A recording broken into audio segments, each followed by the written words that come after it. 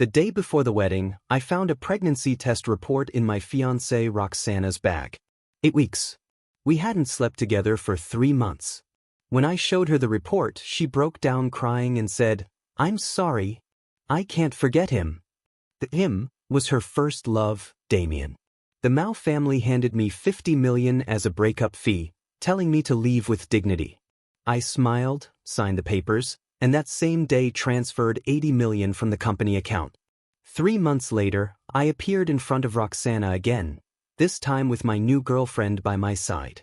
Her eyes were red as she asked, "Jacob, how can you be so heartless?" I tightened my arm around the woman next to me and said coldly, "Miss Mao, we don't know each other." Main story. The night before our engagement party, Roxana Mao said she was tired and wanted to rest early. I thoughtfully poured her a glass of warm water and watched her swallow her prenatal pill. Yeah, prenatal pill. She thought I didn't know. But the day before, while she was showering, I found the pregnancy report in her bag, 8 weeks, single fetus, healthy development. We hadn't touched each other for 3 months. She said work had drained her, that her body wasn't feeling right. I believed her. Even cooked her tonic soups in different styles every single day. Looking back now, what a damn joke. I sat on the couch and lit a cigarette. In the hazy smoke, I remembered the first time I met Roxana 3 years ago. Back then, I had just started my business. The company account barely had 200,000. She was the Mao family's heiress, yet she was willing to eat street food with me. She said she liked my ambition, liked how well I treated her. And like a fool, I believed her. In 3 years, I grew the company to a $500 million valuation. For her, I turned down social events and went home on time every single day. But while I was pulling overtime nights, she was rekindling things with her first love, Damien. From the bedroom came her breathing, light, steady. I crushed the cigarette, opened my banking app, and started moving money. 83 million sat in the company account, the result of 3 years of blood and sweat. I transferred it bit by bit into my personal account, each transaction under 2 million to dodge the risk controls. When I was making the final transfer, Roxana suddenly walked out of the bedroom. "Still awake?" she asked, rubbing her eyes. I locked the screen. Couldn't sleep. "You thirsty?"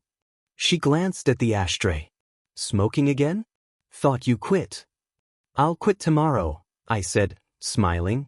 She smiled back, leaned in, kissed me. "Then I'll go back to sleep. We still need to confirm the ceremony with the planner tomorrow." "Roxana," I called. If one day we're no longer right for each other, what would you do?"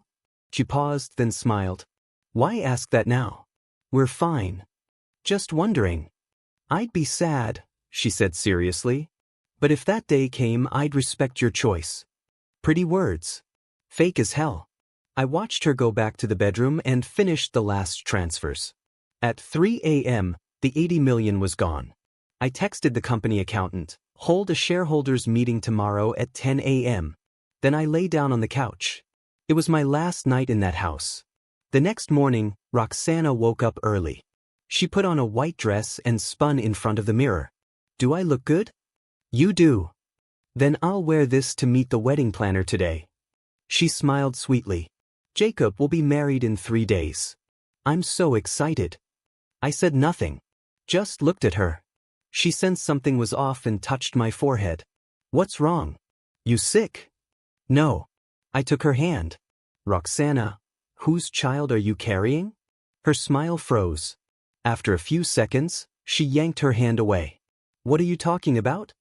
"Yesterday, while you were showering, I saw the pregnancy report," I said calmly. 8 weeks. We haven't slept together for 3 months. Her face went white. She opened her mouth. No sound came out. "It's Damien's, isn't it? You ran into him at that charity gala 3 months ago. That night you said you were drinking with friends, but you went to see him. You investigated me?" Her voice shook. "I didn't need to. Your phone lit up. I saw his message. I stood up. After that, I checked. You met him more than once." She dropped to her knees and clung to my leg. "I'm sorry, Jacob. I'm so sorry. I didn't mean to. Didn't mean to cheat, or didn't mean to get pregnant. I can't forget him, she sobbed. I thought I was over him, but the moment I saw him, I knew I still loved him. So you slept with him, got pregnant, and still plan to marry me? No. She looked up, tears everywhere. I love you. I really do. You love him more, I finished. She didn't deny it. I gently pulled her hands away. Roxana, let's end it. No. She grabbed my shirt. Jacob, please. I was wrong. I know I was wrong. You weren't wrong, I said quietly. I just wasn't enough. You never loved me, you just used me as a replacement. The doorbell rang. When I opened the door, her father Cameron Mao stood there with 2 bodyguards. Mr. Ning, we need to talk, he said coldly. I stepped aside. Please. He glanced at Roxana on the floor and sighed. Roxana, get up. She stood, crying, hiding behind him. This is her fault, Cameron said bluntly. But the wedding is set. Canceling it now hurts everyone. He pulled out a check. 50 million. The wedding continues. After the baby's born, I'll handle it. I laughed. Uncle Mao, you think I need money? Compensation, he said sharply. And if you insist on breaking up, don't expect your company to survive smoothly. A straight-up threat. What if I told you I already moved the company funds? His face changed. What? The 83 million? It's in my personal account. I showed him the records. I'll take your 50 million though. Jacob! Roxana screamed. How dare you? The company's mine, I said calmly. It's in the contract, 100% shares.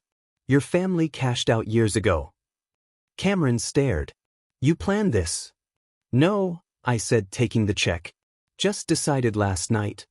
I'll take this as compensation for 3 years of emotional damage. You'll regret this, he said. Roxana lunged at me, but the guards stopped her. The only thing I regret, I said, looking at her, is ever meeting you. I wish you and Damien happiness. I grabbed my suitcase and walked out. Behind me, her cries shattered the air. I didn't look back. Outside, the sunlight was blinding. I breathed deep, the weight finally gone. My phone rang. Mickey, you really emptied the account? Left 10 million. Took the rest. What's next? Heading south. Starting fresh. The Mao family won't let this slide. I know. That's why I gotta move faster. I hung up and checked the mirror. Roxana stood on the balcony, hand on her belly. Protecting another man's kid. 3 years with me meant less than that unborn child. Whatever. I floored it.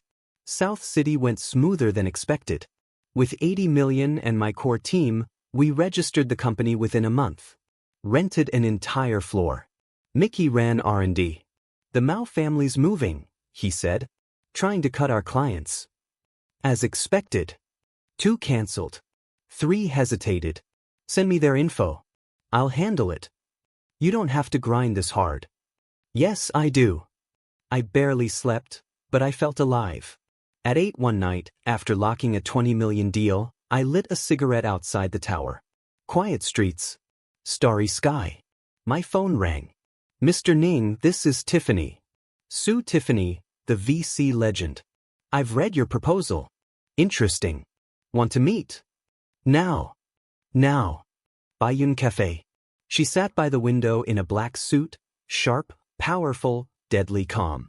I'll invest 50 million for 20%, she said. Solid deal. Why me? I asked. Because you ran from North City. You've got balls. And the Mao family's scared of you. You're not worried about offending them? She smiled. This is the South.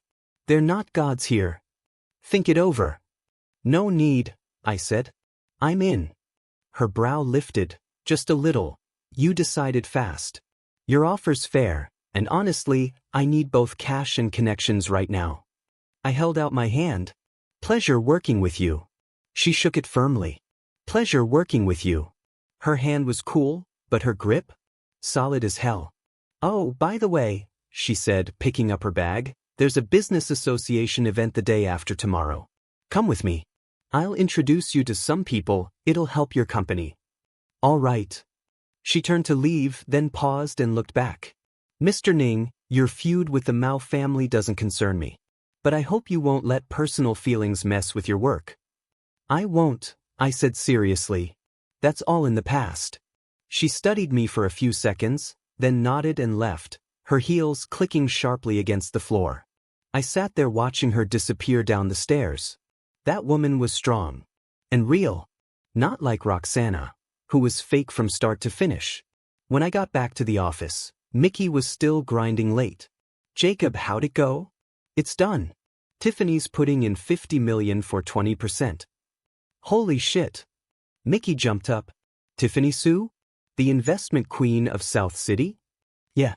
Jacob, you're insane. Mickey rushed in to hug me, but I shoved him away. Chill. Don't get ahead of yourself. She's taking me to a business association event the day after tomorrow. Then you better prep. Everyone there's a heavyweight. Getting in with them could change everything for us. I gave a faint smile and said nothing. Deep down, I knew Tiffany didn't invest just because of the project. She saw my potential and the leverage I represented against the Mao family. She was a businesswoman. Every move came with calculations. But I didn't care. At least she wouldn't lie to me. That alone was enough. That night, back at my rented apartment, I showered and collapsed onto the bed. When I picked up my phone, I saw dozens of unread messages from Roxana. Jacob, I really know I was wrong. Please come back, okay?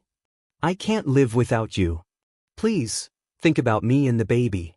I didn't even finish reading. I blocked her number on the spot. Then I opened my social feed and deleted every photo that had anything to do with her. 3 years of love. Just like that. No regrets. She betrayed me first. I turned off my phone and closed my eyes. Tomorrow was a new day. I had to keep moving forward.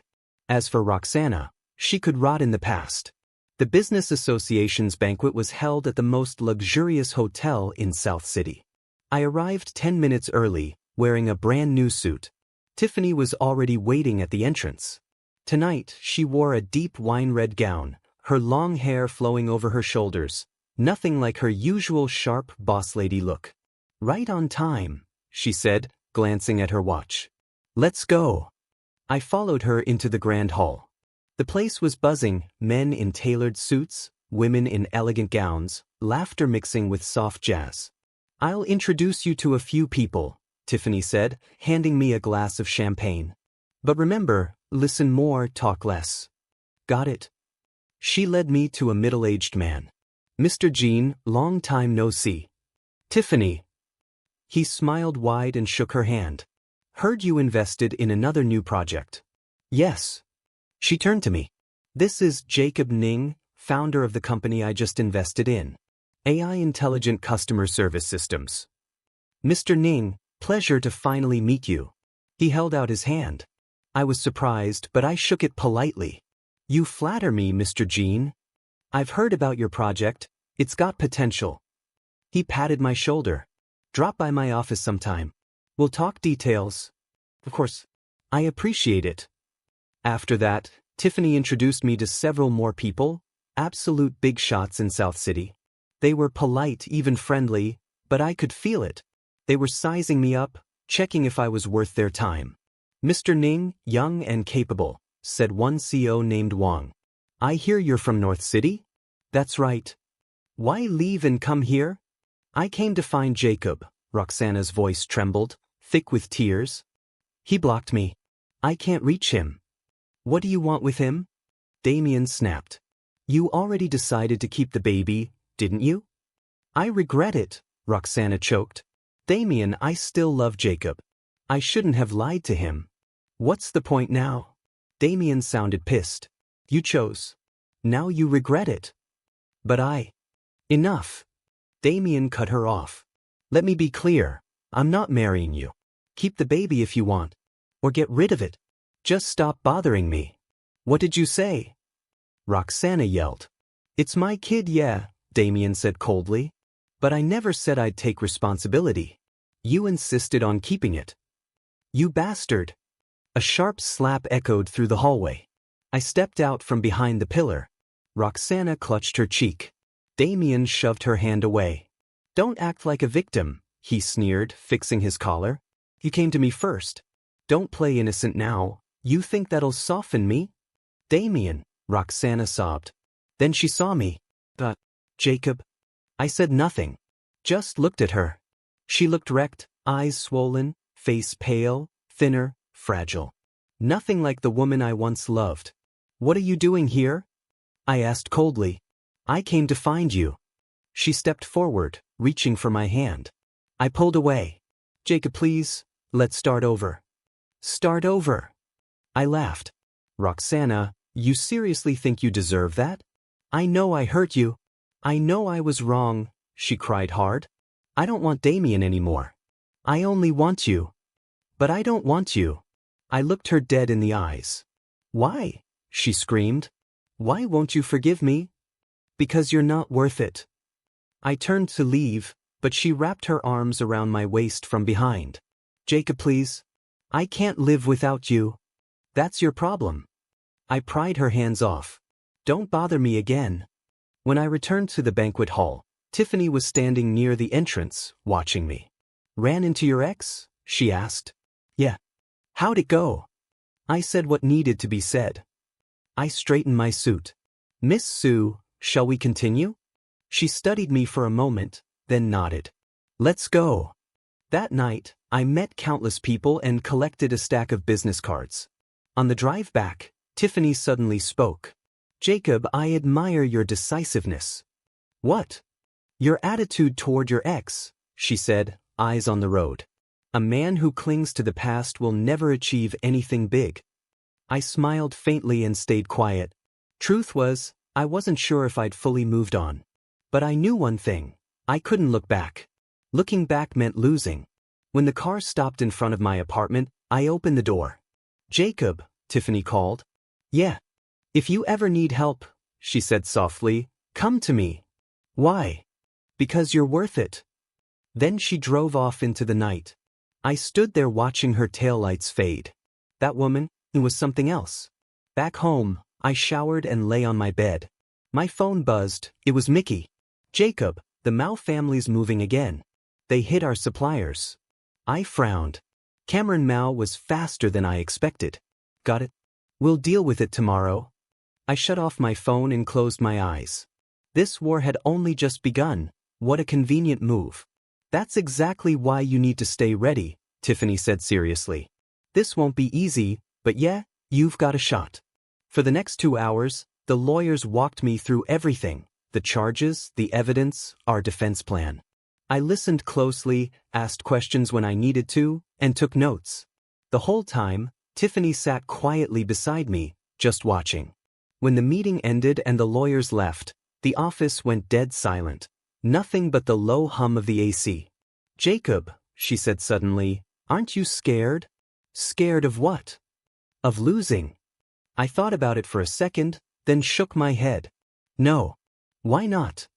Because I already lost once, I said, meeting her eyes. When Roxana stabbed me in the back, I hit rock bottom. But this time? It's different. I'm fighting for myself. Win or lose, it's my call.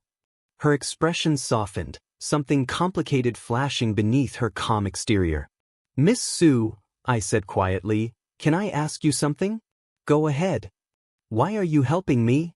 She went quiet for a few seconds, then walked over to the window. Because you remind me of who I used to be, she said softly. When I was young, I got crushed too, looked down on, humiliated. But I didn't quit.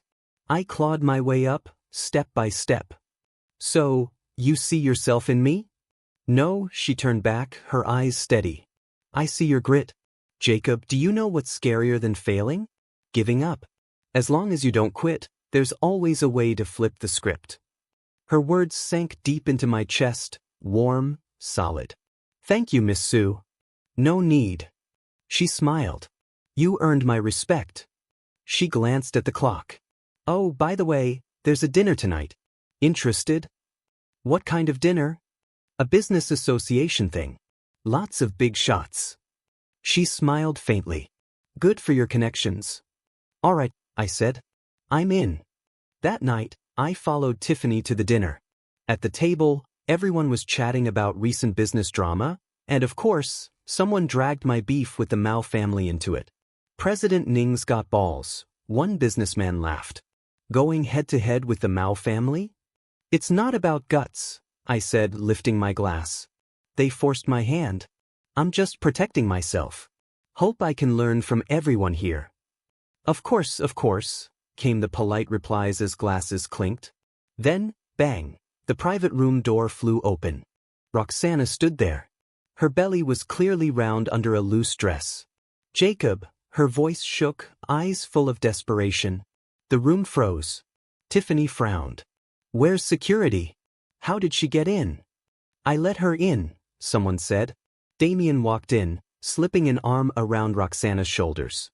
Sorry to interrupt, he said smoothly. Just wanted a quick word with Mr. Ning. About what? I asked, setting down my glass.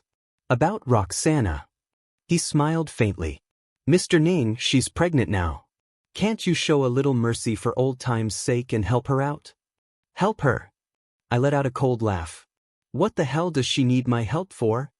She wants to get back together, Damien said casually, almost taunting. Baby's mine, but I'm not planning to take responsibility. Roxana can't let go of you, so I figured maybe you two could. Enough. I cut him off. Damien, are you just here to disgust me? I'm just being real, he shrugged. Think about it. I stood up and walked straight to Roxana. She lifted her head, hope flashing through her tear-filled eyes. Roxana, I said slowly, clearly, listen to me.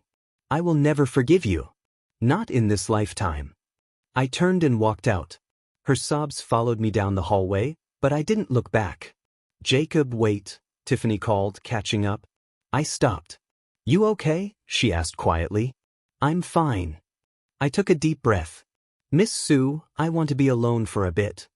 All right. She nodded. Call me if you need anything. I stepped outside the hotel and lit a cigarette. Smoke curled into the air as memories hit me all at once. Roxana's first smile, the nights we ate street food, the promises about growing old together. All gone. She wrecked everything with her own hands. And me? All I could do was keep moving forward. The lawsuit dragged on way longer than I expected. The Mao family hired one of the nastiest legal teams in the country. Every hearing was war, sharp, brutal, no mercy. But Tiffany's lawyers were veterans too. Every time, they found a way to push back harder. Mr. Ning, the Mao family's lawyer demanded in court, do you have proof the Mao family suppressed your company? Yes. I held up a stack of documents. Termination letters from 3 suppliers, all dated the same day, all citing policy adjustments. Coincidence? That doesn't prove the Mao family was behind it. Then how about this? I pulled out a USB drive. A recording. One supplier said, and I quote, Chairman Mao put us under insane pressure. We had no choice. Now tell me, who else could that Chairman Mao be? The lawyer's face darkened. The judge tapped the gavel. Defense, respond to the evidence.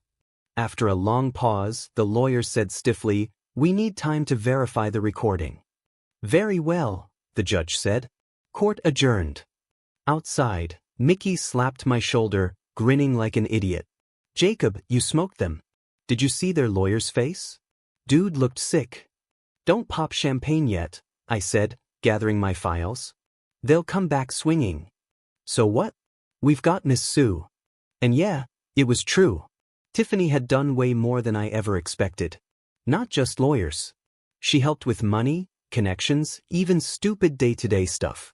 That night my phone buzzed. Dinner tonight? Tiffany. I checked the time. 7 p.m. Sure. We met at a quiet Japanese restaurant, dim lights, barely any people. The place smelled like grilled fish and sake. You've been grinding hard lately, Tiffany said, pouring me a drink. I've survived worse. I took the cup. Honestly, I couldn't have made it this far without you, Miss Sue. Don't call me that, she smiled. Just Tiffany. We're friends now, right? I hesitated. Tiffany. She nodded, pleased. To friendship.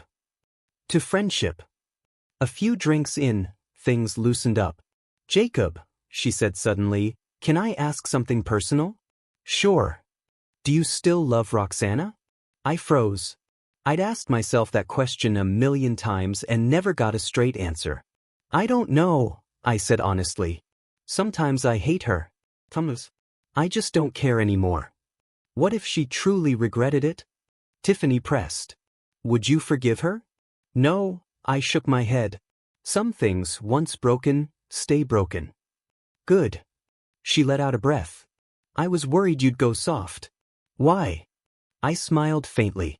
Because I've seen too many guys swear they've moved on, then their ex cries and boom, all the pain gets erased. She looked straight at me. But you're different. I can tell. Her words stirred something inside me. Tiffany, why are you so good to me? She went quiet, then said softly, because you give me hope. Hope. Hope that not all men are trash, she said with a crooked smile. I've been hurt too. So she had her own scars. What happened? I asked. She took a sip of sake. 5 years ago, grad school. I had a boyfriend, 3 years together. Thought we'd marry. Then he cheated on me with my best friend. What did you do? I built a business, she said simply. Worked myself to death, made my first million. When he came crawling back, I realized I didn't need to prove shit to him. The best revenge, she smiled faintly, is success. So you made it? Yes. She met my eyes. And you will too, Jacob. I believe in you. But for hours, work, life, everything. Tiffany was nothing like she looked. Cold on the outside, but warm, sharp, and fearless underneath. For the first time in forever, I felt calm. When I drove her home, she suddenly turned to me. Jacob, can I court you? I blinked. What? I know the timing sucks, she said seriously, but I don't want to wait. I like you, since the first time we met. Tiffany. You don't have to answer now, she interrupted with a soft smile. Just tell me when you're ready. She stepped out of the car, waved, and disappeared into the streetlights. I sat there for a long time. Truth was, I liked her too. Smart. Independent. Strong. Everything Roxana wasn't. I just didn't know if I was ready to love again. Back home, I showered and collapsed on the bed. Then my phone buzzed. A message from Roxana. Somehow, she'd gotten my new number. Jacob, I gave birth. It's a girl. She looks just like you. Will you come see her? I stared at the screen. Her kid, what did that have to do with me? I deleted the chat, shut off my phone, and closed my eyes. Tomorrow was another day. I had to keep moving forward, no more stopping for people or mistakes from the past. The next morning, court resumed. This time, the Mao family dropped new evidence, the breakup agreement I'd signed. Mr. Ning, their lawyer said, holding it up, this is your signature, correct? Yes. And you signed voluntarily without pressure? I signed it, I said calmly, but under threat from Cameron Mao. The lawyer smirked. Proof? I do. I held up my phone. Here's the recording. Cameron said, and I quote, if you insist on breaking up, I can't guarantee your company's future. If that's not a threat, what is? That was a business discussion, the lawyer said smoothly. Business discussion? I sneered. He said he'd destroy my company. Sounds pretty damn clear to me. Order in court, the judge snapped. The hearing dragged into the afternoon. Finally, court adjourned. Verdict pending. Outside, exhaustion slammed into me. Weeks of this, lawsuit, company, barely sleeping. Jacob, you look like hell, Mickey said. See a doctor. I'm fine, I waved him off. Just tired. Back at the office, I'd barely sat down when my secretary knocked. Mr. Ning, there's a woman outside asking for you. Who? She says her name is Roxana. My face darkened. Tell her to leave. She said, the secretary hesitated, if you won't see her, she'll kneel outside. I went quiet, then stood up. I'll go. Roxana stood at the entrance, holding a baby. She looked awful, pale, fragile, eyes swollen. Jacob. Tears streamed down her face. What do you want? I said coldly. I want you to meet your daughter, she whispered, holding the baby out. Look, she looks just like you. I didn't take her. Roxana, I said flatly, she's not my child. But, she sobbed, Damien doesn't want us anymore. You're all I have left. That's your problem, I said, turning away. Not mine. Jacob, she screamed. Are you really this heartless? I stopped and turned back. Heartless? I laughed bitterly. When you cheated on me, did you care if my heart broke? When you planned to marry me while carrying another man's kid, did you think about me at all? I was wrong, she cried. I swear. Too late. I looked at her one last time. Stop showing up. Don't make me hate you more. I walked away. Her wailing filled the street, but I didn't look back. Because I knew if I did, I'd lose. The verdict came down. I won. The Mao family lost. Public apology. 10 million in damages. Jacob, we did it. Mickey nearly jumped. I looked at the papers and felt nothing. Winning didn't bring joy. Those 3 lost years were gone for good. Let's go, I said. Dinner's on me. That night, I treated the whole team. Laughing, drinking, talking about what's next. Tiffany was there too. She lifted her glass toward me. Congrats, Mr. Ning. Well deserved. Couldn't have done it without you, I said, clinking my glass with hers. She smiled and shook her head. Not me. You fought for yourself. After dinner, she insisted on driving me home. Halfway there, she suddenly asked, Jacob, have you thought about it? About what? I asked. The question I asked you before. Her eyes met mine in the dim light. Can I chase you? I hesitated for a beat, then nodded. You can. For a second, she looked shocked. Then her lips curved into a bright, unguarded smile. Took you long enough, she teased softly. I want to try, I said seriously. Tiffany, I can't promise I'll fall in love right away. But I can promise I'll be real about this. No games. That's enough, she said, squeezing my hand. I'll wait until you're ready. That night, I slept peacefully for the first time in months. The next morning, the Mao family posted their public apology. But I knew Cameron wouldn't stop there. Sure enough, a few days later, my company received a purchase offer. An investment firm wanted to buy 51% of our shares, 10 billion. Jacob, this is huge. Mickey's eyes nearly popped out. 10 billion. We'd be set for life. I scanned the documents and gave a cold smile. You really think money just drops from the sky? That firm's backed by the Mao family. What? They're trying to buy control bit by bit, I said. Once they do, they'll kick me out. So what do we do? Reject it. I tossed the offer straight into the trash. Tell them the company's not for sale. The Mao family didn't expect me to say no. They came back with a higher offer. 15 billion. Way above market value. I rejected it again. Then my phone rang. Cameron. Jacob, are you nuts? His voice was pure rage. 15 billion. What the hell more do you want? It's not about money, Uncle Mao, I said calmly. I didn't build this company just to sell it. Then what do you want? I want to prove I can succeed without the Mao family. Silence. Then a cold laugh. We'll see about that. He hung up. A minute later, Tiffany texted me. Good job. Don't flinch. I smiled faintly. Never. The days after that were smooth as hell. Our new product launched and demand exploded. Orders poured in nonstop. For the first time, I felt like I was really driving my own future. 3 months later, the company's valuation hit 2 billion yuan. Seeing me grow stronger by the day, the Mao family started pulling dirty tricks. They hired online trolls to smear us, claiming our products had quality issues. We immediately released a third-party inspection report proving everything was clean. At the same time, I told the legal team to sue every account spreading rumors. Then they tried to poach my clients. Didn't work. President Ning, we trust you, one client told me. No matter what the Mao family offers, we're not leaving. I was genuinely moved. It meant all my grind wasn't for nothing. 6 months later, our company was firmly rooted in South City, a real dark horse in the industry. My relationship with Tiffany was getting better too. She was independent, never clingy, but always showed up when I needed her. One day, she suddenly said, "Jacob, my parents want to meet you." "Meet your parents?" I felt my nerves spike. "Yeah." "Get ready," she smiled. "Relax, they're chill." On the day of the meeting, my palms were sweaty as hell. But her parents were warm and kind, and clearly satisfied.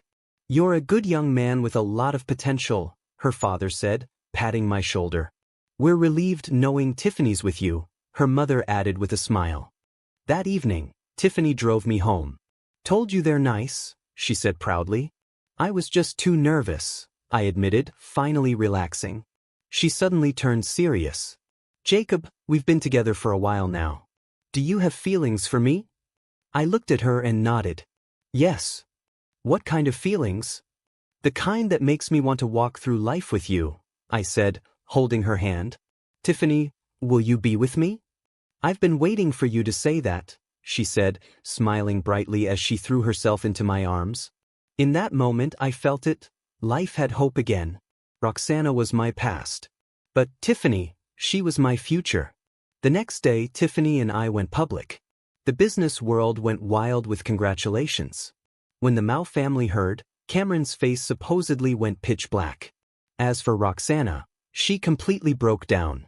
She sent me a long message, saying she regretted everything, that she couldn't live without me. I didn't read a single line. I deleted it instantly. Because I knew she didn't regret hurting me. She regretted losing the man I'd become. If I were still that broke, useless Jacob from before, would she regret it? She only regretted missing a rising star. That kind of regret? I didn't need it. When news broke that our company was going public, the entire business world locked onto us. The Mao family couldn't sit still anymore. They started contacting my partners, trying to mess things up from the inside. "Jacob, a few partners got poached," Mickey said nervously. "Expected," I said, staring out the window. "It's fine. The ones who left were fake friends anyway. The ones who stay, that's real loyalty. But if this keeps going, the losses." "Short-term losses, yeah," I said calmly, turning around. "But long-term?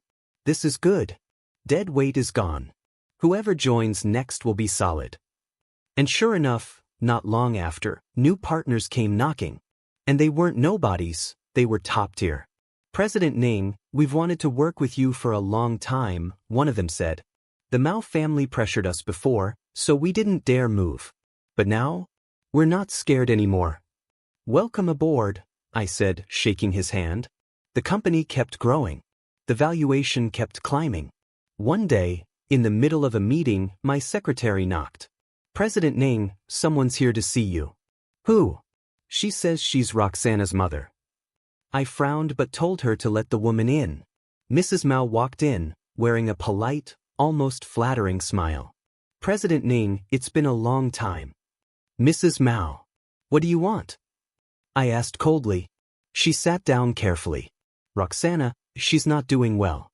The child has no one to take care of him. I was hoping you could." "Mrs. Mao," I cut her off. "Roxana and I are done. I won't involve myself in her life." "But she's really miserable now," her eyes reddened. "President Ning, for the sake of what you once had, help her just this once." "What we once had?" I laughed coldly. "That's exactly why I won't help her." "President Ning." "Please leave," I said, standing up. "I have work." She wanted to say more, but seeing my expression, she sighed and left. Afterward, I leaned back in my chair and rubbed my temples.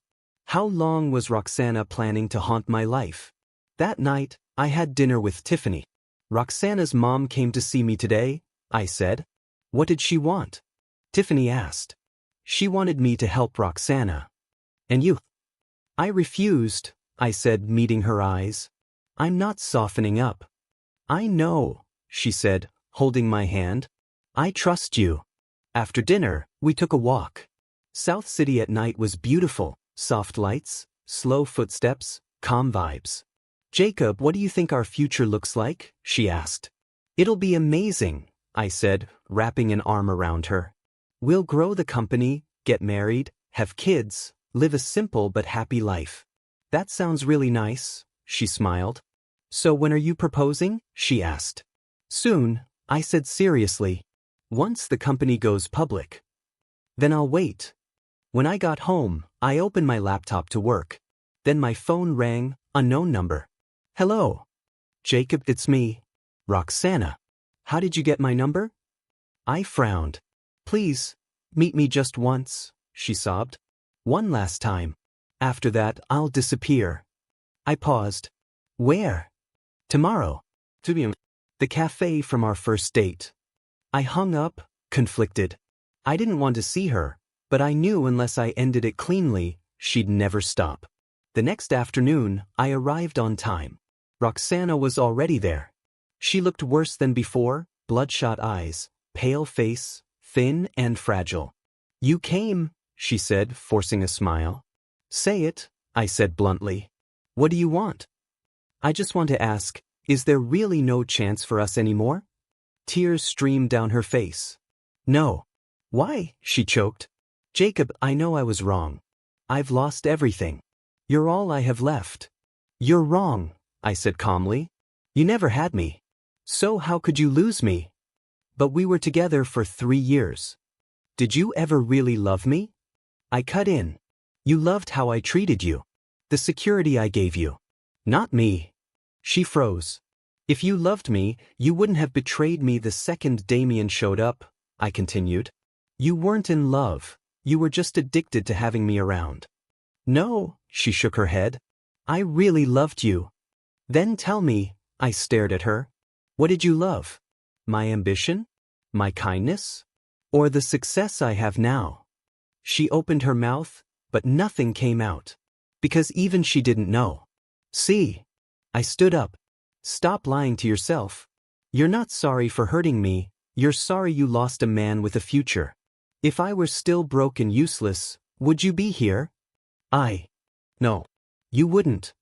I turned to leave. Jacob, she screamed. Do you love Tiffany? Or are you just using her to get back at me? I stopped and turned around. I'm sure, I said firmly. Tiffany isn't like you. She doesn't lie, she doesn't betray me, and she never treats me like a backup. She's real, and so am I. You don't love her. Roxana shouted hysterically. You're just replacing me. And even if she were a replacement, I sneered, she's 100 times better than you. I walked out. The moment I stepped outside, I took a deep breath. This time, I knew I'd let go for real. Roxana was my past. My future was Tiffany. That night, I told Tiffany everything. What did she say? She asked. She asked if there was still a chance. I said no. And then, she said I didn't love you. That I was using you. Tiffany was quiet for a few seconds. Do you love me? She asked softly. Yes, I said without hesitation. Since when? I don't know, I thought. Maybe the first time you helped me. Or when you stood by me during the lawsuits. Or when you said, I believe in you. And now? Now I'm sure, I said, pulling her close. I love you. She held me tightly, her voice trembling. Jacob, I'd waited so damn long to hear you say that. I'm sorry I made you wait. No, she said, looking up at me, eyes shining with emotion. I'm willing to wait. Because you're worth it. That night, we fell asleep wrapped in each other's arms. I had a dream. In it, Tiffany and I were getting married.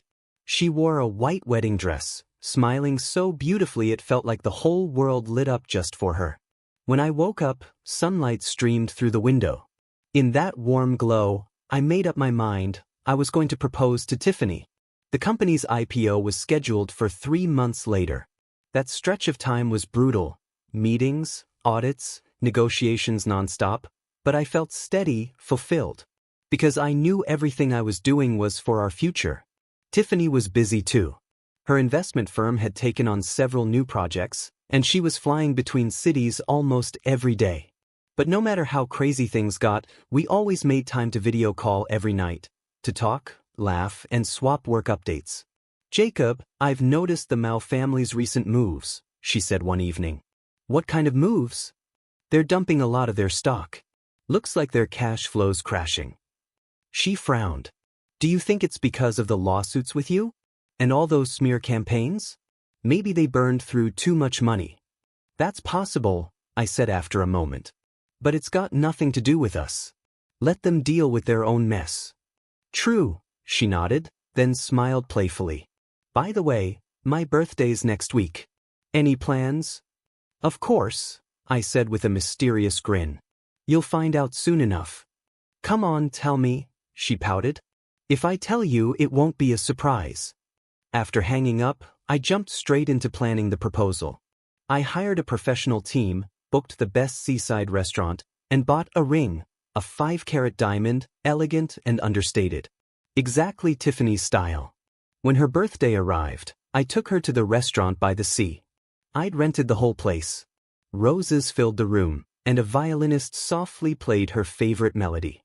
Jacob, she gasped, eyes wide. Tiffany, happy birthday, I said, holding her hand and guiding her to the center of the room. The music stopped. The lights dimmed, leaving a warm spotlight around us. I got down on one knee and took out the ring. Tiffany, meeting you is the luckiest thing that's ever happened to me. You helped me when I was at my lowest, stayed by my side when I needed it most. You showed me there are still people in this world who truly care. Tiffany, will you marry me? Her hands flew to her mouth as tears spilled over. Yes, she nodded hard, voice shaking. Yes, I will. I stood, slid the ring onto her finger, and pulled her into my arms. Applause exploded around us. Friends I'd secretly invited stepped out, clapping and cheering. Congratulations, President Ning. Congratulations, Miss Sue. Everyone gathered to offer their blessings. That night was the happiest of my life. Because I'd finally found the person I wanted to spend forever with. When we got home, Tiffany couldn't stop staring at the ring, smiling like crazy. Jacob, I'm so happy, she said, throwing herself into my arms. I'm happy too, I whispered, kissing her forehead. Tiffany, thank you for coming into my life. No, she said softly, looking up at me. I should thank you. Jacob, I love you. I love you too. That night, we talked about our future, where to have the wedding, where to go for our honeymoon, how many kids we might have. Everything felt perfect. Then my phone rang. It was Mickey. Jacob, something happened, he said urgently. What is it? The Mao family's gone bankrupt. I froze. What did you say? They're bankrupt. The court just announced it, Mickey said fast. Cameron's been arrested for embezzlement and illegal fundraising. All Mao family assets have been seized. I hung up, lost in thought. The news hit out of nowhere. What's wrong? Tiffany asked. The Mao family's bankrupt, I said. What? She was shocked. How did that happen so fast? I don't know, I shook my head. But it's got nothing to do with us. No need to worry. The next day, the news was everywhere. Headlines screamed about the Mao family's collapse. Cameron Mao arrested. Mrs. Mao implicated. The once mighty empire fell overnight. And Roxana Mao took the hardest hit. She lost everything, house, car, savings, all seized. All she had left was her infant daughter, not even a year old. Someone sent me a photo of her. Roxana stood by the roadside, holding her child, staring blankly at passing cars. Her eyes were hollow, lifeless, like her soul had already checked out. Seeing it stirred something inside me. Just a flicker. Nothing more. Her fate was the result of her own choices, step by step. If she hadn't betrayed me back then, if she'd chosen honesty, maybe things would be different. But life has no if. No one gets a redo. I turned off my phone and looked out the window. The sun was warm. The breeze was gentle. My life, finally, had turned a new page. The company went public successfully, and our stock price soared. On IPO day, Tiffany and I rang the ceremonial bell together. In that moment, every sleepless night, every hardship, every loss, it all felt worth it. Congratulations, President Ning. Thank you, I replied, shaking hands nonstop. At the celebration banquet, I met old friends and new ones. Everyone talked about the company's future, the market's potential.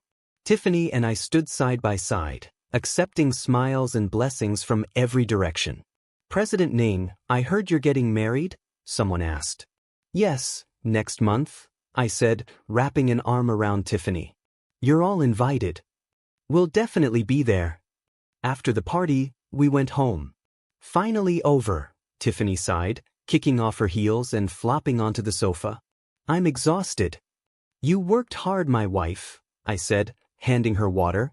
Hey, we're not married yet, she blushed. Just practicing, I teased, sitting beside her. Tiffany, thank you for staying by my side all these years. Don't say that, she leaned on my shoulder. Jacob, I should be thanking you for showing me what real love is. We sat quietly, soaking in the peace. It had been chaos for so long, we hadn't relaxed like this in ages. Jacob, she asked suddenly, do you ever wonder how Roxana's doing now? I don't know, I said. And I don't want to know. That's the past. You're right, she nodded. By the way, how's the wedding prep? Everything's set. You just focus on being the most beautiful bride. Then I'd better live up to that, she smiled. The next month flew by. Invitations sent. Guest list finalized. Wedding gown fitted. Everything clicked into place. The day before the wedding, I got a call from an unknown number. Mr. Ning, this is a nurse from People's Hospital. There's a patient named Roxana who wants to see you. What happened? I frowned. She was in a car accident. She's in the ICU. She says she has something important to tell you. I paused. I understand. After hanging up, I sat there conflicted. Should I go or not? In the end, I went. Not because I still cared, but because I wanted closure. At the hospital, Roxana lay bandaged head to toe. You came, she said weakly. What do you want to say? I asked. Jacob, I know I don't deserve your forgiveness, she cried. But I still want to say, I'm sorry. I know, I said quietly, turning to leave. Jacob, she called. I know tomorrow is your wedding. I wish you happiness. I stopped and looked back. Roxana, live well, I said. Then I walked out. That was it, our final goodbye. Outside, I took a deep breath. The sky was clear. The clouds bright white. My life could finally move forward. The next day, the wedding went on as planned. Tiffany was radiant in white, like an angel. You're beautiful, I whispered, taking her hand. You're handsome too, she smiled. Before friends and family, we exchanged vows. I do. I do. I now pronounce you husband and wife. You may kiss the bride. I kissed her as applause and cheers filled the hall. I was the happiest man alive. We went to the Maldives for our honeymoon. White sand, turquoise water, golden sun. Everything felt unreal. Jacob, are you happy? She asked. Very, I said, holding her hand. Happier than I've ever been. Me too, she smiled. Thank you for marrying me. No, thank you for marrying me. After the honeymoon, we started our new life. Work by day. Dinner together every night. Weekend trips. Simple happy. Tiffany got pregnant. We were over the moon. Who do you think the baby'll look like? She asked. Like you, I smiled. If it's a girl, just like her mom. And if it's a boy? Then like me, handsome and capable. You're so full of yourself, she laughed, slapping me playfully. Life stayed sweet and calm. The company expanded nationwide. Everything was on track. One day, I saw Roxana's name in a document. She'd been discharged and was working at a restaurant, raising her daughter alone. I felt nothing. I closed the file and went back to work. That evening, Tiffany cooked a full table of food. Jacob, dinner's ready. Coming. Wow, you're amazing. Of course, she said proudly. I'll cook for you every day. Then I'm the luckiest guy alive. We ate, watched TV, talked about everything and nothing. Life was simple and perfect. Our daughter was born. A girl. She looked just like Tiffany. Jacob, look, she's smiling at you, Tiffany said. She really was. I named her Iris, hoping her life would shine like a rainbow. One afternoon, Mickey called. I saw Roxana on the street. Oh. She's struggling. Washing dishes. Her kid looks thin. Don't you feel even a little sorry? No, I said. It's the result of her choices. Yeah, you're right. After hanging up, Tiffany looked up. What's wrong? Nothing. Mickey saw Roxana. Oh. She nodded. No questions. That night, holding my daughter, I thought, this must be happiness. A loving wife. A beautiful child. A thriving career. As for Roxana, she belongs to the past. I don't hate her. I don't resent her. I just hope she finds strength to live on. As for me, I'll keep moving forward, with the woman I love. Moonlight poured in through the window. I wrapped my arm around Tiffany, looked at our sleeping daughter, and felt nothing but peace and gratitude. In this life, I had finally found my true happiness.